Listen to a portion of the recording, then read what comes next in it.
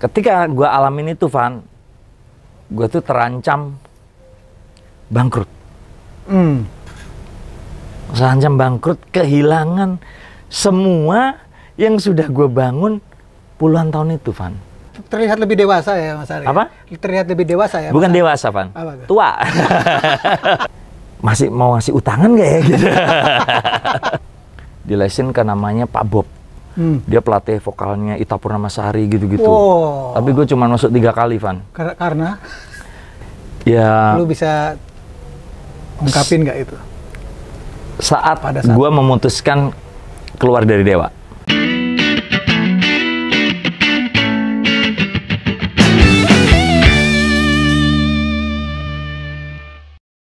Ya, Assalamualaikum warahmatullahi wabarakatuh. Waalaikumsalam. Gue baru menyapa nih, udah Harus dibalas. Oh iya, Harus dibalas. Ya teman-teman semuanya, nih terima kasih banyak nih gue diterima di rumah. Ini udah selesai? Hah? Belum. Oh belum, kok udah terima kasih. Terima kasih dulu. Iya. Iya, kita diterima sama sahabat gue yang paling ngehe, sahabat gue yang paling hebat. Paling apa? Ngehe. Kenapa ngehe? Nanti ada di belakang kita akan cerita. Kali ini gue lagi pengen ya silaturahim, kata Mas Ari. Udah lama kita nggak ketemu ya?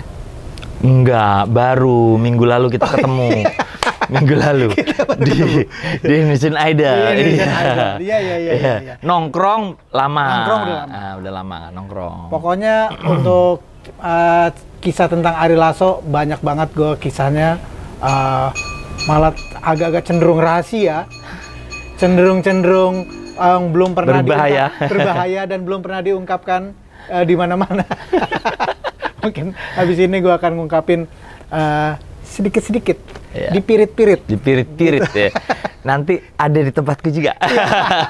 Jadi di sini mungkin gue akan nanya juga, tapi juga Mas Ari boleh juga nanya-nanya. Kan? Boleh, oke. Ya. Nah, ngobrol lah ya, kita ngobrol ya. Kita ngobrol. Jadi kita pengen ngobrolin tentang perjalanan, tentang hidup, tentang semuanya lah. Iya. By the way, gue mau protes dulu ya. Boleh. Lu tadi manggil gue Mas, gue protes. Karena lu lebih tua dari gue. Gue selalu itu ya, terus. Gue nggak terima loh, begitu tahu dia lahir tahun 71, lebih tua dari gue, tapi kok lebih muda kayaknya.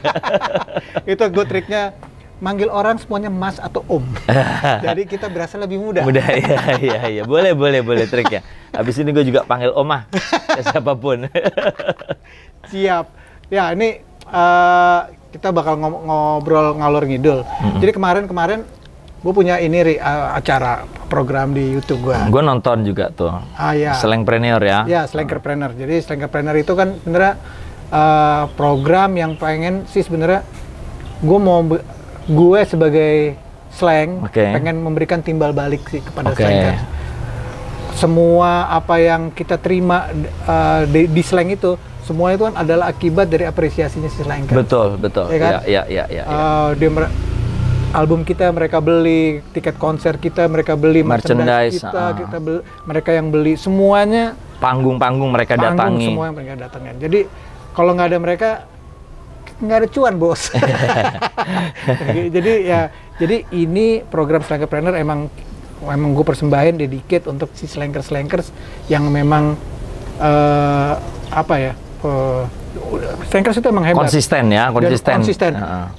Gue banyak belajar dari slankers tuh mengenai kesetiaan, mengenai keteguhan. Itu luar biasa slankers ini. Nah, makanya dengan Slangpreneur ini gue pengen memprofiling si mereka yang sudah bergerak di bidang wirausaha itu aja sih. Iya. Jadi tujuannya untuk mereka bisa setidaknya memberikan inspirasi. Toh akhirnya pada saat gue ngobrol sama mereka nih, justru gue yang belajar dari mereka. Justru gue yang dapat banyak gila. Insight banget. Iya. Jadi ini insya Allah sih program Slangpreneur bakal gue terus lanjutin dan support dari seorang Mas Ari. Ya, mantep lah. Slankers itu termasuk salah satu fanbase terkuat di Indonesia ya, harus diakuin ya. Dan Slang memanage dengan sangat luar biasa. Slankers itu bukan cuma sekedar menjadi, buat gue ya, bukan cuma menjadi sekedar penggemar musik slang, tapi juga menjadi sebuah pondasi dan juga yang menyuarakan hal-hal yang baik yang disuarakan oleh slang selama ini. Slang kan juga konsisten ya menyuarakan hal-hal yang positif gitu, semangat, kayak ada Mars Slang juga gitu kan. Ya dia apa namanya penyambung estafet dari apa-apa yang kita lontarkan dalam lirik-lirik itu kan mereka kan yang nyebarin. Ya betul, kan? betul. Gitu. Nah, ini sekarang lagi sibuk apa nih, Ri? Dibilang sibuk ya enggak ya, Van ya. Apalagi manggung udah bisa dibilang off air nggak ada ya? Nggak ada yang bener-bener ya, paling tinggal virtual, dan virtual itu pun kita tahu tidak bisa sesering kita manggung off air dulu. Paling sebulan itu 1-2 udah mantep banget lah di masa-masa sekarang ya. Akhir-akhir ini lari ke program TV kayak lu juga lah, jadi host juga kan. Jadi juri misalkan di ajang pencarian bakat, terus kemudian ada 2 program TV di Trans 7 gua. Ya kesibukannya itu, dan ya bikin YouTube lah. Bikin YouTube kalau gua tujuan utamanya adalah menghibur, syukur-syukur di dalam hiburan-hiburan gua yang mungkin ringan tersebut gitu, atau kadang-kadang juga obrolan, itu selain ditonton orang, menghibur, dan mungkin ada hal-hal yang baik yang bisa diambil oleh mereka. Makanya semboyan gue di Arlaso TV itu ya ambil baiknya, buang buruknya, karena tidak semua tontonan gue itu juga baik semua yang kita omongin gitu. Tapi dengan kebijaksanaan gitu, dengan apa, orang dewasa nonton, berpikiran dewasa gitu, nontonnya pasti adalah hal-hal yang baik yang diambil. Kalau lu kan kayaknya baik semuanya kayaknya. Gak juga. Nah, seberapa penting sih YouTube itu sebenarnya buat seorang Ari Lasso? Dulu gue tuh punya YouTube tuh sebenarnya udah dari 2015, Van. Dulu itu mendokumentasikan panggung-panggung yang tidak tercover TV. Nah, jadi gue bikin produksi kayak gini nih, ada 3 kamera gitu, pakai mixer segala macam, audio dari mixer. Nah, terus kemudian berjalan, tapi kemudian ternyata orang kita itu apresiasinya kurang tinggi terhadap hal-hal seperti itu.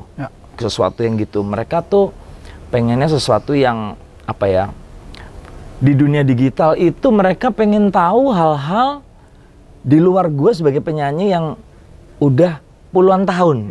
Nah, gitu ngerti maksudnya? Sisi lain lagi, sisi lain, betul. Akhirnya di masa pandemi kemarin, ya gue aktif di YouTube lah, ngobrol gitu ya, ketemu teman-teman YouTuber yang lain yang udah bener-bener memang profesinya YouTuber, kayak misalkan Raffi, Andre gitu, yang ya gue banyak belajar dari mereka. Ternyata dengan kita mengungkapkan sisi kita, hal ya kita yang lain di rumah gitu, itu orang seneng. Ternyata denger kita ngobrol itu ternyata orang seneng gitu. Ya akhirnya itu. Nah, sepenting apa? Penting nggak penting. Tapi untuk gini hari kayaknya penting deh. Penting banget ya. Kita pasang video musik ya di YouTube. Iya, betul. Patokannya sekarang udah berapa views gitu kalau kita pasang video kan. Dicantumin bahkan misalkan di sebuah acara TV atau di acara penganugerahan musik itu selalu dicantumin juga berapa juta views sudah ditonton gitu. Jadi platformnya ya sekarang terpampang gitu. Kelihatan banget kalau kita bikin hits atau nggak hits gitu. Ya penting YouTube penting. Benar, gue setuju banget. YouTube tuh pada satu saatnya gue pernah gue lagi mau ganti wiper mobil. Wah, gimana caranya ya? Wah, gimana sih caranya? Gue mau nanya siapa nih? Oh, YouTube. Tutorial gitu. Tutorial pasang wiper. Just keluar loh dia. Iya, benar. Oh, ternyata begitu caranya. Iya. Iya, ternyata. Benar. Iya. Iya sih, banyak sih kayak gitu, kayak tutorial mas. Iya benar. Kadang-kadang kita pengen bikin apa gitu. Bikin masak atau apa. Tutorialnya di YouTube. Iya benar, iya. Penting. Jadi bilang penting nggak penting. Penting. Ya. Apalagi tambah lagi sekarang ini kan. Kalau nggak kita berbuat sesuatu, kita ngobrol, nggak ada channelnya, nggak ada. Media ekspresi terbesar sekarang ya. Media ekspresi yang terbesar. Benar. Dan masih bebas, Van. Masih bebas ya? Apapun masih bisa kita bikin di YouTube. Asal baik maksudnya ya, bukan sesuatu yang negatif gitu. Sip. Terus Ari Lasso tuh udah berapa album sih sebenarnya? Kalau sama Dewa ya? Hitung sama Dewa. Ari Lasso dulu deh. Ari Lasso doang itu 6 album. 6 album. 4 album full, 1 album The Best plus 3 lagu baru. Oke. Terus 1 lagi ya kayak album The Greatest Hits tapi plus 4 lagu baru. 6 album yang full. Jadi ada 6 ya? 6. Okay. Dari 2001 sampai 2020 ya nggak terlalu produktif ya ternyata gue ini. Iya. 6 album ya? Iya, nggak terlalu produktif ya gue ini ternyata. Dihitungin. Iya ya. Terakhir album 2012 gue, Van. Iya. Tapi lumayan ya, dari 2001 ke 2012 6 album lumayan lah ya. Iya. Setelah itu belum bikin lagi, Van. Tapi memang gini sih, menurut gue ya. Kalau album itu, misalkan satu saat Slank keluarin album kayak album Plur, di situ ada lagu Ku Tak Bisa. Kita tour nih. Itu lagu Ku Tak Bisa masih belum, setelah kita rilis masih belum jalan, belum orang tuh aware. Itu benar-benar baru bisa aware tuh sekitar 6 bulan gitu ya. Lebih malah. Lebih ya, Van. Lebih. Setahun lebih itu baru orang oh iya lagunya itu. Iya. Nah, makanya kan kalau Slank ini kan boleh dibilang hampir setiap tahun keluarin album. Iya. Makanya Slank itu 24 album. Iya, Slank itu produktif banget dan emang Mas Bim Bim orangnya rajin ya. Banget. Iya, rajin dan produktif gitu ya, rajin dan produktif. Banget. Maksudnya apapun yang ada dalam pikirannya, apapun yang pengen dia keluarin. Iya. Tanpa banyak berpikir ini ntar bakalan yang beli berapa gitu kayaknya ya. Dan konsistensi itu yang mungkin tidak dimiliki semua band di Indonesia. Dewa aja juga udah berhenti bikin album sekian tahun yang lalu dah. Tapi maksud gue yang tadi gue ngomong adalah misalkan kita keluarin album, kan audiens sih butuh waktu untuk mengenali lagu-lagu. Nah, kalau karyanya Ari Lasso, kalau setahu gue itu semuanya udah jadi, semua orang udah tahu semuanya. Iya, tapi akhirnya gue belum bikin yang baru yang jadi gitu. Ini tantangan nih. Iya. Kita tunggu. Jadi gue terus terang aja nih, Van ya. Dari 2014-2015 gue mungkin bikin udah 5 single gitu ya. Dan itu gue rasa nggak ada satupun ya yang menjadi hits besar gitu. Selain juga lebih tematis, kayak misalkan gue bikin waktu itu zaman pemilu, single. Zaman pemilu gue bikin Tak Harus Sama. Itu kan terpolarisasi banget tuh. Gue bikin Tak Harus Sama Pai gue bikin. Terus kemudian kemarin masa pandemi gue juga bikin lagu tentang pandemi, Indonesia Pasti Bisa.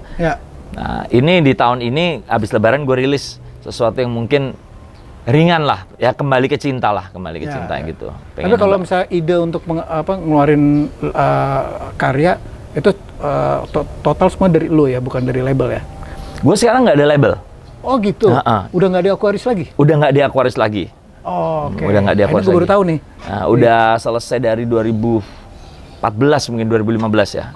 Karena image-nya lo kan Aquarius banget. Iya, Aquarius banget. Tapi semua karya-karya gue yang dulu-dulu bahkan sampai sekarang gue titip ke mereka. Oh, tetap ya. Publishing tetap di mereka. Oke. Master juga di mereka semua. Oke, tapi kalau misalkan lo mengeluarkan karya lagi, labelnya bukan mereka lagi. Bukan. Oke. Bukan mereka. Tapi kemarin yang 3 lagu terakhir tetap titip ke mereka. Titip aja. Titip edar. Tapi labelnya gue sendiri lah, gue sendiri. Ari Lasso apa? Ari Lasso Record. Aduh. Nah, itu kan lo 6 album. Pada saat di Dewa tuh berapa album? 5. 4 full album, 1 album The Best. Di dalam The Best tuh ada 2 lagu baru. Oke, 5. Nah, seorang Ari Lasso mulai menyadari bahwa gue ini bisa nyanyi, itu pada saat kapan, Bang? Kalau menurut kalimat kakak gua itu kelas 5 SD. Kelas 5 SD. Jadi gua lagi nyanyi Tears Are Falling, lu tau nggak lagunya Kiss? Oh no, tears are falling. Ya, tahu. I look at you with a different look. Itu terus kakak gua tiba-tiba nyamperin gitu. Kamu kalau serius bisa jadi penyanyi. Iya. Itu pada saat itu kelas 5 SD itu ya? Iya, dan sejak itu gue diracuni pengen jadi penyanyi. Oh, gitu. Maksudnya di otak gue udah mulai tersingkirkan tuh cita-cita pengen menjadi yang lain tuh. Jadi pekerja itu mulai tersingkirkan tuh. Di kepala itu pengen nyanyi. Dari kecil itu? Dari kecil mulai, tapi mengkristal SMP. SMP gue udah di Surabaya, DVD itu, video Betamax. Ya. Nonton Bon Jovi, nonton Rush, Queen, wah itu udah mulai mengkristal. Makanya gue SMP gue lulus salah satu lulusan terbaik di SMP gue. Danem gue tinggi banget. Gue nomor 2 di SMP gue tuh. Supaya bisa masuk ke SMA 2. Karena di SMA 2 gue yakin... murid unggulan berarti? Unggulan, bukan peternak tapi. Murid unggulan, bukan ternak unggulan. Iya. Bibit unggul. Masuk SMA 2, di situ udah gue makin mantap, pengen jadi penyanyi. Ketemulah dengan teman-teman Dewa, ceritanya gitu. Itu waktu pas kelas 5 SD itu, setelah kakak lo bilang, wah lo kayaknya bakat banget nih nyanyi, didorong gitu kan? Iya. Sempet les vokal apa gitu gak? SMA. Oh SMA. Waktu gue ngeband sama Los Angeles, itu sebelum Bumerang tuh, Los Angeles tuh. Oke. Gue dilesin sama drummer gue, yang which is itu waktu itu bosnya, dilesin ke namanya Pak Bob. Dia pelatih vokalnya Ita Purnamasari gitu-gitu. Wow. Tapi gue cuma masuk 3 kali, Van. Karena? Karena jadi lagu pertama itu kan, lo tau nggak yang dikasih lagu pertama tuh Where do I begin gitu.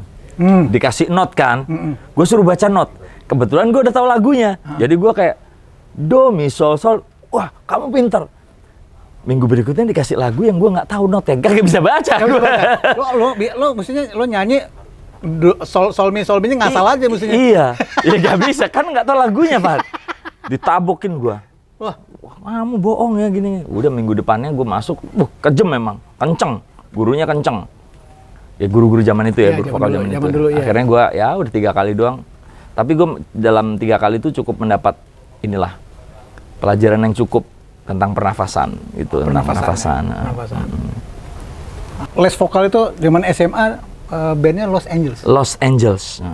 Kenapa namanya Los Angeles? Nggak tahu. Jadi gue udah ada di situ. Band itu udah ada. Band itu udah ada, cukup established di Surabaya.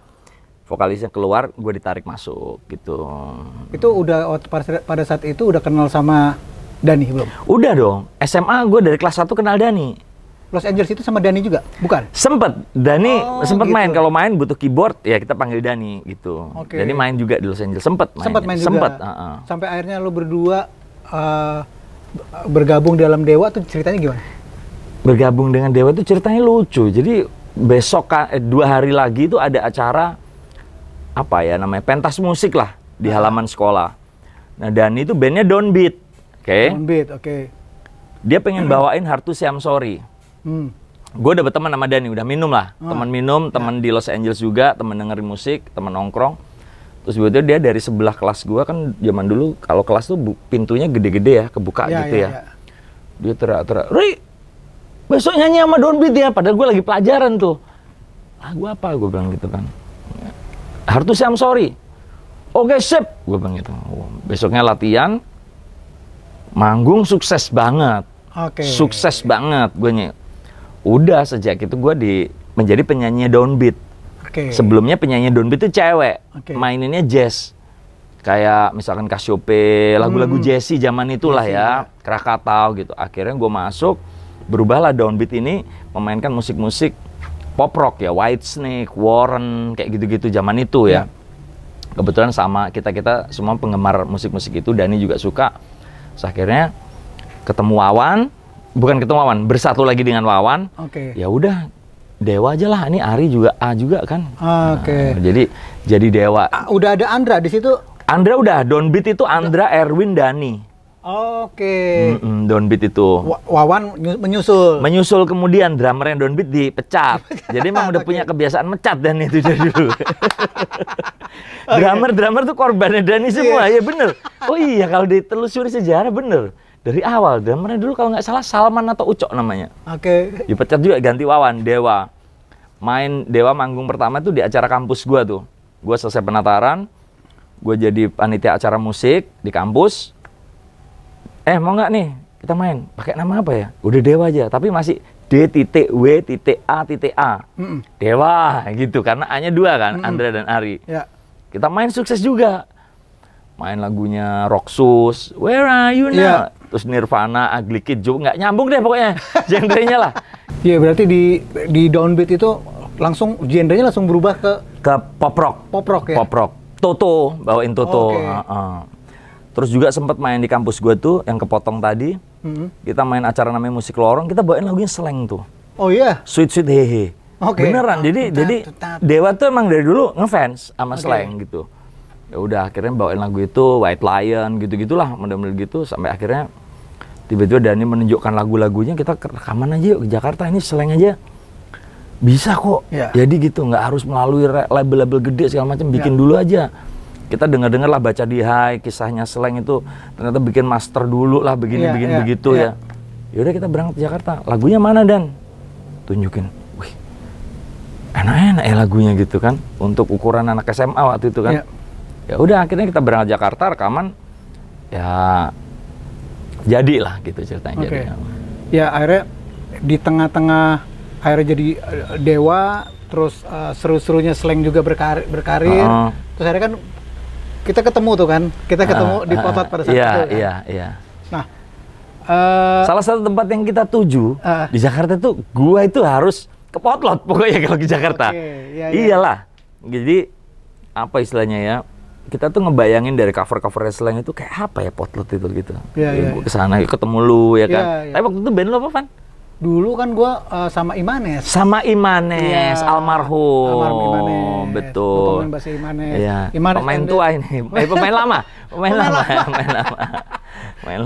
Iya. Terus apa nama? Kan kita akhirnya ya bergaul ya kan, karena di Potlot itu kan semua orang ada di situ. Semua genre ya. Semua genre, ada netral, ada rotor, ada Kidnap Katrina, Anang Hermansyah. Anang Hermansur sekarang. Anang Hermansur. Nah, setelah seru-serunya itu, lo pernah mengalami satu titik yang dimana itu adalah titik terendahnya lo, titik tersulitnya lo. Ya. Lo bisa ungkapin nggak itu? Saat gue memutuskan keluar dari Dewa. Saat gue memutuskan keluar dari Dewa, sebelum memutuskan keluar, Dewa divakumkan karena adiksi gue udah luar biasa.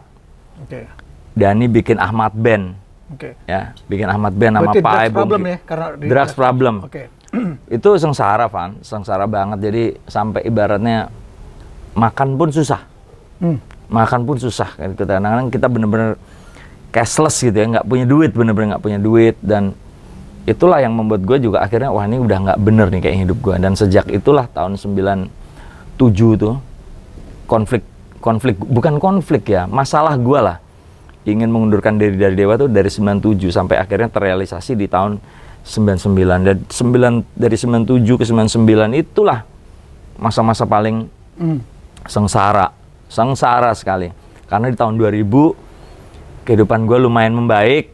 Karena ada single gue yang meledak banget waktu itu sama Melly Jika. Jadi gue mulai manggung-manggung lagi. Ya lu bayangin aja, Van, anak band 2 tahun nggak manggung, iya kan, nggak ada penghasilan, sementara kecanduan gitu kan, ibaratnya. Dan lu sendirian apa gimana pada saat itu?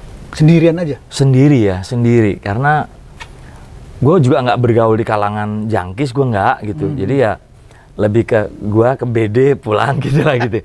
Nggak keluyuran juga gitu, karena ya keluyuran kan butuh kepercayaan diri juga ya. Bergaul tuh butuh kepercayaan diri, sementara kepercayaan diri kita udah hancur lah gitu. Di era-era drugs itu kan salah satu yang menghancurkan confidence kita kan itu pada saat kita di era-era putau itu ya. Iya, hancur. Gila itu emang serba takut gitu. Aduh, besok gimana ya? Ntar kalau gua kesana malamnya gimana ya, gue pakai selalu begitu, selalu dicekam kekhawatiran gitu. Ntar gue gini barang gue habis, ntar gimana ntar besok gimana ya, besok beli dari mana ya gitu. Ntar Joni ada nggak nih ya? Gitu. Aduh, masih mau ngasih utangan nggak ya gitu. Kan gitu, cuman gitu kepandian kita merayu. Ntar kita mau ngarepin dari siapa lagi gitu. Iya. Dan sementara ya itu, Van, bedanya gue kan nggak gaul, Van. Jadi gue nggak bisa tuh mengharapkan, wah ntar gue ke tongkrongan sana kali-kali dapet. Gue nggak. Jadi lebih kepada BD yang gue utang-utangin. Itu udah parah sampai akhirnya ya itu. Gue merap my mind gitu, gue kayaknya harus berhenti. Harus berhenti. Tapi kalau ada yang bilang kalau Ari Lasso dipecat sama Dhani itu enggak? Enggak lah, enggak pernah Dhani mencat itu. Bahasanya saat itu memang seperti itu media ya. Sebenarnya enggak, sebenarnya gue memang yang kabur dan itu udah diakui emang Dhani. Memang dia yang ini kok dia yang cabut, gue emang ngilang, Van. Ya. Bener-bener ngilang ke Surabaya, Dani telepon segala macam nggak pernah gue angkat gitu. Karena gue yakin kalau gue di Dewa terus, pegang duit terus, hancur ya. Nggak sembuh-sembuh gue gitu. Gitu. Nah, lo sampai akhirnya bisa sembuh gimana ceritanya tuh? Spiritual. Spiritual ya? Spiritual. Gue mengalami, Van, ini kejadian ini berurutan dengan tur kita, Van. Ya. Kita tur itu dari bulan September ke November sampai Desember. Tahun 2000. Tahun 2000. Tahun 2000, Van. Ya. Ya. Tahun 2000. Ya, tuh tahun 2000 itu Slank baru sembuh. Pada 2000 Januari. Kita sembuh. Mau ke Jepang lu ya? Mau ke Jepang. Itu kalau nggak salah bulan Januari kita rehab. Terus Februari kita mendeklar bahwa kita sembuh. Nah, yang salah satu yang bikin gue pengen sembuh banget, salah satunya adalah ketika tur bareng Slank. Karena gue melihat Bim, kakak, wah, ternyata sembuh beneran nih, nggak tampak gelisah, nggak keluar masuk kamar mandi ya kan, nongkrong. Sementara kalau kita pakai putongan nggak mungkin nongkrong ya kan, iya. Maunya ngedekem di kamar, menyembah gitu kan. Nah itu, sepulang tur, nyokap gue tuh dalam kondisi yang luar biasa parah. Ya. Akhirnya sakit, cancer. Di bulan Desember, gue ditelepon bokap gue, Ri, kamu pulang, ini mamamu udah parah banget. Jadi gue akhirnya pulang, 17 malam gue pulang, gue semua tanggal inget. 17 malam gue pulang naik kereta, 18 subuh gue nyampe Surabaya, nyokap gue ternyata udah koma. Dan ketika gue nyampe itu, gue teriak-teriak ke nyokap gue bahwa, Ma ini loh anak mau pulang gitu, Ari pulang. Itu dengan kondisi koma itu, air mata keluar. Oh. Udah tiba-tiba tuh setelah itu, tiba-tiba tersengal-sengal, mungkin udah keturutan ketemu gue gitu. Terus gue janji di apa istilahnya sakratul maut ya, menjelang kepergian itu. Ya. Udah tenang aja mah, pokoknya abis ini Ari sembuh, mama nggak usah pikirin lagi. Terus dia bilang kayak ya gitu, kayak manggut-manggut. Ya udah pergi, jadi bener-bener cuma nungguin gue. Ya sejak itu gue bertekad, gue harus sembuh. Jadi gue ini salah satu peristiwa spiritual itu gini. Kalau seandainya nih, gue menghadapi peristiwa menjelang maut nih, apa ini bekal gua gitu loh. Ya. Kita ke Surabaya kan bekalnya beli tiket, nyiapin baju gitu. Masa mati sebagai jangkis gitu kan gua kan. Itu yang menghantui itu ya. Menghantui, gua harus sembuh nih. Gua harus sembuh, bukan sekedar janji tapi gua harus sembuh nih. Gua dikasih bakat nyanyi kok gua sia-siain gini ya. Udah akhirnya gua berangkat ke Jakarta. 3 hari setelah kematian nyokap gue berangkat ke Jakarta. Ke Jakarta, di Jakarta mencari kesembuhan. Ke label, minta biaya lah untuk kesembuhan. Gue mencoba 3 kali, Januari 2001, Maret 2001, gue menjalani sebuah pengobatan yang dinamakan waktu itu ANR, Accelerated Neuroregulation. Gagal ini, Januari, Maret, gue coba lagi tanggal 1 Juni tahun 2001, dan itu terakhir kali gue pakai. Sampai detik ini. Clean, sober, semua jenis drugs. Berarti emang ada proses di mana lo emang lo khawatir atau ketakutan ini gimana ceritanya nih kalau misalkan pada saat kepergian gue masih kondisi jangki, gue masih belum ada bekal tadi ya. Iya, bekal, nggak pernah mikirin, nggak pernah ngebahagiain orang-orang sekitar gue gitu. Malah iya betul. Iya dong, iya. Sementara saat itu gue udah punya anak, Van, bayi gitu. Jadi ya, udah akhirnya ternyata bener ketika gue menata hidup gue lagi, album jalan, manggung jalan, dan gue bersyukurnya apa ya? Gue dulu tuh bukan jangkis yang bermasalah. Gue nggak punya masalah dengan teman-teman musisi. Kan dulu banyak ya cerita-cerita gitu kayak misalkan kita siapa gitar gitu. Nah, gue tuh untungnya waktu itu tidak pernah punya masalah itu. Kayak gitu ya, oke. Jadi ketika gue sembuh, itu semua teman-teman tuh support gue bikin album. Ya. Yuk gue bantuin gitu. Ya udah akhirnya album pertama gue sukses gitu. Ya. Itu gue juga termasuk saksi sejarah juga, gue melihat kebangkitan lu sebenarnya. Yang di mana, Van? Waktu di mana, Van? Iya, waktu pas kita tur itu. Waktu pas kita tur itu kan maksudnya lo keluar dari Dewa, terus tiba-tiba merintis lagi sendirian di mana teman-teman yang punya pemikiran positif terhadap lo support semuanya. Iya, benar-benar. Dan akhirnya kita bisa tur bareng. Iya. Gitu. Meskipun turnya kayaknya ngajak gue karena kasihan itu IO-nya. Iya, pengen lihat. Sebenarnya banyak sih orang-orang yang pengen lihat kita keluar dari permasalahan-permasalahan. Iya, banyak orang yang berjasa memang saat itu banyak banget orang yang berjasa ke gue.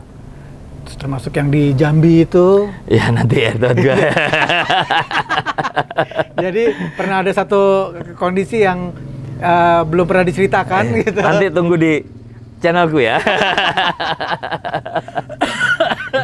Nah, Ri, lo udah sekian album solo karir terus bersama Dewa. Apalagi sih impian lo mengisi waktu hidup ini kita nih? Apalagi sih yang belum kesampaian? Itu pertanyaan bagus, Ivan. Gua kalau ditanya begitu gue bingung jawabnya apa ya. Karena gini, semua yang gua raih sekarang itu sudah jauh melebihi dari apa yang pernah kita bayangkan dulu, Van. Ya. Gitu, Van. Betul. Akhirnya ya gue memutuskan gue akan melakukan apapun yang terbaik yang diberikan hidup ini ke gue, yang diberikan oleh Tuhan ke hidup gue jalanin. Kayak misalkan sekarang, YouTube nama lu gitu. Ya gue lakukan yang terbaik gitu. Ya. Gue akan total, misalkan gue dikasih kepercayaan jadi juri, gue akan lakukan yang terbaik sebisa gue gitu. Gue dikasih kepercayaan sebagai host gitu misalkan, gue akan lakukan itu yang terbaik sesuai tugasnya gitu. Karena menurut gue selama itu halal ya, itu pasti akan banyak manfaatnya untuk orang-orang sekitar kita gitu. Ya, dan kesempatan nggak akan datang 2 kali. Iya betul, Van. Jadi kalau ditanya, lu apa sih yang belum keturutan? Gue bingung jawabnya, Van. Bener bingung. Tapi kalau pengen tuanya gimana gitu? Ya. Tuanya pengen tetap nyanyi sih. Kayak Rod Stewart gitu, Mick Jagger anjir dia umur 70 masih bisa tour. Iya, Mas Ahmad Albar 70 lebih loh, Van. Iya. Gila. Iya. Istimewa. Nah, kalau lu juga udah 50 ya, Van ya? Sebentar lagi. Ulang tahun kapan, Van? Gua Desember. Oh, lu Sagittarius? Sagittarius. Oh, lu sama kayak bini gua Capricorn, gua setelah lu gua Januari. Iya. Gua Sagittarius. Desember lu 50 ya? Hebat. Gua baru 48 gua. Baru 48. Tapi terlihat lebih dewasa ya, Mas Ari. Apa? Terlihat lebih dewasa ya. Bukan dewasa, Van. Tua. Gary, kalau manusia kan kalau misalnya istilah kalau hewan kan harimau harimau pergi meninggalkan belang ya, manusia meninggalkan nama. Nah, kalau Ari Lasso pengen dikenal sebagai orang yang seperti apa sih pada saat emang nanti misalkan 50 tahun lagi kita nggak ada, seorang Ari Lasso pengen dikenal sebagai orang yang gimana? Susah loh, Bang. Kemarin jawabnya gampang. Sebagai penyanyi, sebagai sekarang gua rubah dikit ya. Ya, nggak apa-apa. Sebagai penghibur. Sebagai entertainer gitu. Sebagai entertainer. Dan sebagai orang-orang yang punya manfaat untuk orang-orang di sekitar gua. Ya. Kan kadang-kadang kita mengenang misalkan salah satu teman kita meninggal. Dia tuh baik loh. Dulu saat terjadi begini dia yang hadir. Iya. Nah, gue pengen dikenang itu. Nggak usah banyak-banyak deh, nggak usah orang seluruh Indonesia deh. At least teman-teman band gue, Lasso Band, keluarga gue gitu ya, sahabat-sahabat gitu kan. Kayak misalkan lu gitu, Lasso ini baik ya dulu. Gue pernah ngonten bareng kayak gitu. Kayak misalnya yang simpel-simpel gitu, Pak, yang simpel-simpel. Tapi yang intinya sih kita pengen jadi manusia yang bermanfaat ya. Entah bermanfaat. Itu, ya kan? Bermanfaat buat sekitar, ya keluarga udah pasti. Dan Ari Lasso sebagai seorang entertainer dan penyanyi itu sudah sesuai dengan cita-cita dari kecil. Agak meleset, Van. Cita-citanya penyanyi doang, Van. Oke. Iya, cita-citanya penyanyi doang, tiba-tiba jadi YouTuber juga. Iya, bukan YouTuber lah, bikin YouTube lah gitu ya. Bikin konten. Terus kemudian nge-host juga, lu juga lah. Terus kemudian menjadi juri. Ya. Terus kemudian hadir di acara-acara yang bukan cuma menuntut skill kita sebagai penyanyi gitu. Yeah. Kayak misalkan di sebuah acara makan malam bos-bos yang cuma 120 gitu. Kita kan nggak bisa cuma sekedar nyanyi-nyanyi doang, Van. Iya dong. Bagaimana kita create suasana itu, orang yang mengundang kita, yang membayar kita, itu juga terpuaskan dengan apa engagement kita ya. Dengan kita ngobrol dengan mereka gitu, dengan ya intinya bukan cuma nyanyi lah, tapi melibatkan mereka menjadi satu apa ya, jadi satu momen yang menyenangkan untuk semua. Itu kan udah entertainer. Kalau nyanyi kan cuma ya nyanyi aja gitu, vokalis aja. Dulu cuma pengen jadi vokalis. Nah, singer in a band. Nah, dulu cuma itu. Singer in a band dulu itu pengennya cuma itu. Ya sekarang kayaknya mesti ke sana ya, belajarnya gimana ya? Belajar sambil jalan lah. Nontonin YouTube yang teman-teman gitu kan. Gimana sih? Ya kan bingung, Van. Gua tiba-tiba dikasih brief gitu. Nih Mas, briefnya kita syuting besok ini kan.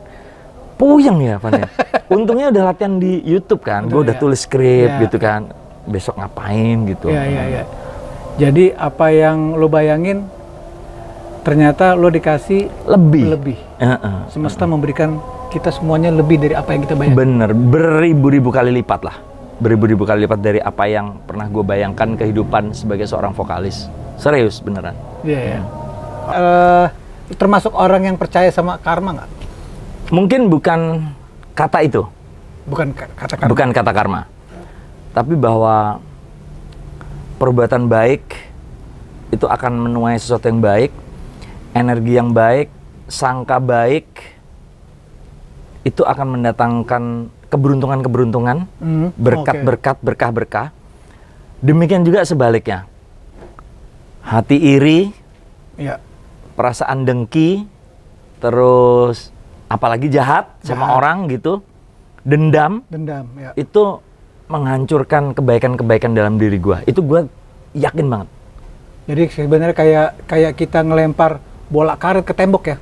Apa yang kita lempar akan balik lagi ke kita. Iya, gue yakin itu. Baik itu kebaikan maupun hal yang buruk. Nah, makanya sebisa mungkin apa ya? Sebisa kita itu selalu sangka baik. Bahkan terhadap peristiwa-peristiwa buruk yang mungkin menimpa kita tuh. Betul. Misalkan suatu saat kita lagi begini, tiba-tiba kok dapat satu masalah. Itu jangan kita terus, kalau gue ya nggak pernah anjing lu tuh gara-gara nggak, tapi apa ya yang udah gue berbuat ya sampai orang ini kok begini ke gue ya. Apa ya yang udah gue perbuat kemarin kok sampai gue mendapatkan kesialan ini. Nah, gue lebih ke situ. Langsung ada sesuatu, langsung introspeksi. Introspeksi. Gitu. Gue lebih ke situ. Jadi kalau kalimat karma itu pemahamannya mungkin agak berbeda, agak beda. Tapi yang gue percaya itu apa yang kita pikirkan tentang dunia ini, apa yang kita khawatirkan juga akan terjadi, apa yang kita lakukan juga akan terwujud. Nah, prasangka baik akan datangkan kebaikan. Iya. Prasangka buruk akan mendatangkan keburukan juga. Asli. Iya, kan? Lu bayangin kalau setiap saat tuh sangka buruk mulu sama orang kan capek hidup. Capek, Pak. Gitu. Kejebak ya. Iya, misalkan Ivan datang ke sini. Mau ngapain nih dia? Pasti minjem duit. Gua nggak ada. Ya kayak gitu-gitu kan capek hidup gitu. Oke. Jadi lebih enteng gitu. Ya. Nah, lo pernah nggak ngalamin satu hal yang emang di situ lo ngerasa lo sakit banget ya, sakit hati? Kayak gue misalkan, gue satu hal yang bisa bikin gue sakit banget adalah kalau dihianati. Sama. Ya kan? Sama. Dihianati, apalagi sebenarnya kalau cewek mungkin dihianati temen. Dihianati temen tuh, wah. Gitu. Jadi, iya kan? Jadi buat gue arti pertemanan tuh, wah, priceless, sangat. Gue ngalamin itu dan itu terjadi belum lama lah, gitu. Gue nggak usah sebutkan, nggak usah, karena gue sudah berdamai juga, gitu. Ya sangat shock, sangat sampai ibaratnya jatuh sakit gitu, sampai sakit-sakitan gitu. Karena saking stresnya memikirkan itu, karena ketika gue alamin itu, Van, gue tuh terancam bangkrut. Terancam bangkrut, kehilangan semua yang sudah gue bangun puluhan tahun itu, Van. Oke. Kecuali mungkin karir dan nyawa gue. Ya. Tapi apa yang sudah gue kumpulkan, apa yang sudah gue setengah mati perjuangkan, itu terancam hilang. Terancam hilang. Sudah nyaris, sudah terancam hilang. Nyaris. Waduh. Jadi saat itu, Van ya, doa gue tiap malam itu cuman gini, Van. Tuhan, kalau memang ini bukan rezeki, kalau memang ini terambil semuanya, taken, kuatkan gue. Ya. Ambil-ambil deh, tapi kasih kekuatan. Ambil-ambil deh, tapi kasih kekuatan. Tapi kalau emang ini rezeki dari lu Tuhan gitu, pasti akan kembali dengan cara apapun. Sudah sampai di titik itu, gue udah nggak, Tuhan tolong, masalah gue gini-gini. Enggak, itu tugas manusia untuk memikirkan strateginya. Doa ke Tuhan tuh udah tinggal, Tuhan kasih gue kekuatan kalau sampai ini semua hilang. Atau Tuhan, kalau memang ini rezeki, balikin. Gue akan tunggu sampai kapanpun. Wah, ternyata ya, puji Tuhan, alhamdulillah selesai masalah itu. Tapi ada sedikit ada kepasrahan ya dari diri kita, kepasrahan. Harus, tapi usaha sebagai manusia harus. Ya. Tapi hati itu harus terbuka, menerima segala kemungkinan terburuk gitu. Tapi itu benar. Iya. Gue juga merasakan satu hal yang kayak model kayak begitu. Cuman kalau gue ceritain sekarang nggak kelar-kelar. Lo menjadi host juga, penyanyi juga, entertainer juga. Ada usaha-usaha ini nggak? Bisnis? Ada bisnis. Gue punya IO kecil sekarang. IO kecil yang lagi jalan dan lagi suffering banget. IO? IO. Dulu juga. Sekarang lanjutin lagi ada dengan teman gitu. Tapi lagi sangat suffer ya. Sekarang kondisi sekarang kan, ya lu tau lah kondisi pandemi ini, event kan nggak ada gitu ya. Sama ya gue punya usaha kecil-kecilan itu siomay. Las Somai. Itu udah coba banget. Tercipta. Lu gue tuh belum kirimin lu ya? Udah kan? Udah. Enak tuh. Iya, teman-teman gue kirimin semua, benar. Enak. Iya, gue kirimin semua, kakak semua gue kirimin. Itu nih gue bilang nih Ari Lasso ngirimin apa kalap deh, banyak banget. Ya kan lu kan ada keluarga, ada orang-orang. Itu bener-bener gue rancang di masa pandemi awal tuh. Itu waktu itu yang bantuin jualan karena gue gelar ke teman-teman band gue yang lagi nganggur semua, guys ini ada barang mau nggak bantuin jualin. Tapi akhirnya terus kemudian bertumbuh, mereka juga punya kegiatan lagi. Akhirnya sekarang yang jual rata-rata para seller profesional. Juga masih ada sih anak band gue yang masih jualan, masih ada. Masih ada juga? Masih ada dua, gitaris sama basis gue masih, sama backing vokal gue. Pemain drum katanya ikutan juga jualan. Pemain drum sempat, tapi kemudian anaknya sekolah kan, mesti nungguin anaknya sekolah. Waktu itu kan zaman liburan. Terus ke sekolah dia bilang waktunya nggak ada, ya udah gitu. Benar, iya, Agung, Agung Cibubur. Las Somai Cibubur. Gue juga pernah jadi reseller Las Somai Kalibata. Kita pernah ngomong Iya, gue jadi reseller Las Somai Kalibata. Lo iya, Ivan. Iya. Sampai lupa gue. Iya, bener. Itu laris. Iya. Tapi memang ternyata skill berjualan tuh membutuhkan skill tersendiri ya. Iya. Dan komitmen dan konsisten tersendiri juga. Memproduksi gampang, sellingnya itu memang susah. Kita butuh strategi. Butuh strategi, butuh ketekunannya. Iya. Butuh ketekunan. Betul. Ya kayak kira-kira kayak lu juga lah di tengah-tengah ini tiba-tiba gue juga ada yang ajakin gabung untuk bikin bisnis nyetik itu. Ya tadi gue udah cobain, pisahnya enak banget. Kan? Ini udah semerbak nih baunya sticknya Ivan. Apa nama sticknya tuh, Van? Nama sticknya nyetik. Nyetik ya? Nyetik. Jadi di situ kita lebih fokusnya ke home service. Home service. Oh, orang pengen bakar-bakar di rumah. Iya, ulang tahun. Iya. Rendezvous perusahaan. Iya. Kita bakar, kita di situ kita provide. Pokoknya. Apanya yang dibakar, Van? Dagingnya. Kalau dagingnya udah nggak ada bulunya. Iya, udah dicabut. Kulitnya yang cabut ya. Tinggal dagingnya ya. Dagingnya dibakar gitu. Jadi kita fokusnya ke home service steak. Kenapa, Van, kok sampai usaha steak, Van? Nah itu dia. Gue nggak pernah merencanakan sesuatu. Gue nggak pernah merencanakan punya nyetik ini. Tapi tiba-tiba gue diajak masuk ke dalam satu konsorsium bahwa gue menjadi bagian dari nyetik ini dengan dikasih saham. Oke. Ya ini kan semua kan semesta kan yang ya. Akhirnya ya jadilah nyetik ini. Yang kita fokusnya ke home service. Oke. Gitu. Kita abis ini makan steak, guys. Siap. Ya wis. Nah, Ri, di tengah-tengah nih dunia digital sekarang kan. Apa jadinya kalau misalkan kira-kira nggak ada internet? Tetap hidup. Ya? Tapi mungkin sengsara.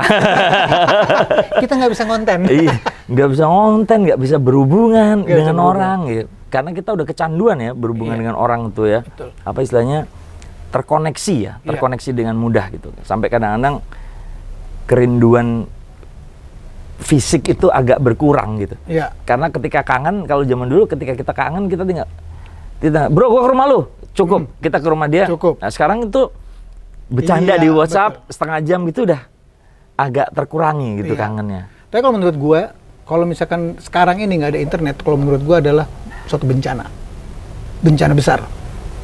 Karena apa? Anak-anak kita pas bodoh semua, bro. Iya. Mereka sekolahnya lewat internet semuanya kan. Tapi mungkin akan mengembalikan kita kepada keindahan-keindahan zaman dulu. Ketika kita pegang buku ya. Musik menjadi barang yang mahal lagi. Orang menikmati musik harus beli CD. Harus beli kaset. Nggak pakai cuman kisik. Ya tapi ya keniscayaan sih Van ya. Internet ini sebuah hal yang mempermudah sekaligus juga menimbulkan banyak masalah ya kan. Ya tergantung, itu kan sebenarnya kayak dua belah mata pisau kan. Yeah. Di sisi lain kalau emang mau dipergunakan dengan buah si malakama. Si malikitik. Iya, buah si milikimi. Jadi kayak di sisi lain dia bisa positif, di sisi lain juga bisa negatif. Tergantung kita menggunakannya. Betul. Mas Ari, terima kasih banyak. Sama-sama Bang Ivan. Lebih tua dari gue loh ini, tapi kok bisa lebih muda ya tampaknya, aneh ya. Ri, ada nggak pesan-pesan buat teman-teman di rumah untuk slankers?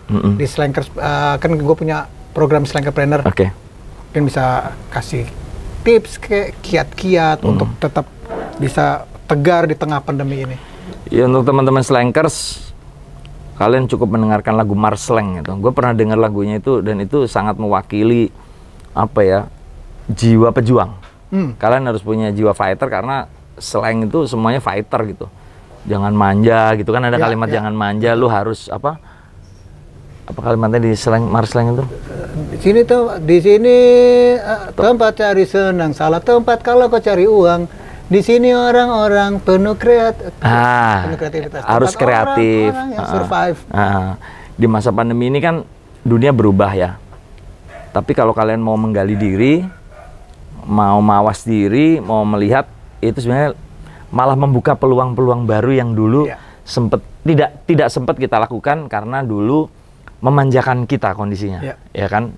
Itu, dan gue yakin teman-teman slankers mampu melakukannya. Pasti. Dan untuk teman-teman yang menonton ini di rumah dimanapun, stay safe, tetap berpikir positif, dan mudah-mudahan hasil tesnya selalu negatif. Harus. Pokoknya persahabatan gua sama Ari nggak akan lekang di makan rayap. Selalu rindu, selalu kangen. Iya. Kita bawain lagu kangen. Waduh, gila nih Van. Beneran nih Van? Fales ya. Sikat aja deh. Semua kata rindumu semakin membuatku tak berdaya menahan rasa ingin jumpa. Percayalah padaku, aku pun rindu kamu.